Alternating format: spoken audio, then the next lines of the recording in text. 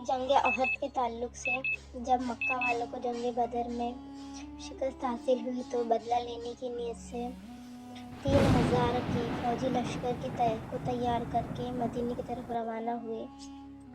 उसी दौरान आप सल्लल्लाहु अलैहि वसल्लम ने 1000 की फ़ौज को तैयार किया जो अहद पहाड़ के करीब थी।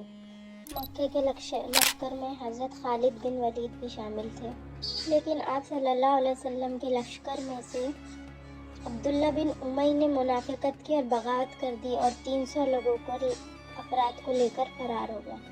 अब आप सल्लल्लाहु अलैहि वसल्लम के पास सिर्फ 700 सहाबा का एक फ़ौजी दस्ता था। इनमें से आप सल्लल्लाहु अलैहि वसल्लम ने 50 सहाबा को तीर, जो बेहतरीन तीरंदाज थे, अहद पहाड़ के ऊपर रखा।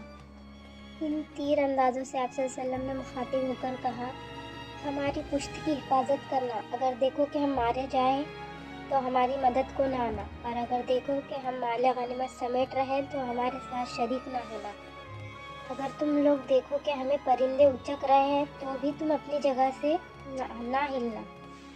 जंग का आगाज़ हो गया और मुसलमानों ने मक्के के लश्कर पर बहुत चढ़ाई की और उन्हें पीछे ढकलता हुआ लेकर जाने लगे। इस दौरान हज़रत खालिद बिन वलीद की नज़र उन तीर अंदाज़ों पर ही थी।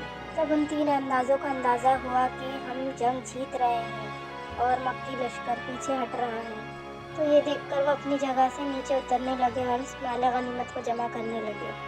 इसी मौके का फ़ायदा उठाकर हज़रत खालिद बिन वलीद ने दोबारा इन लोगों पर चढ़ाई करना चालू कर दी, जिसका नतीजा ये हुआ कि बहुत से सहाबा इकराम शहीद हो गए। इसमें सबसे बड़े सहाबा हज़रत हमज़ा भी थे। इस जंग में मुसलमानों को हार का सामना करना पड़ा।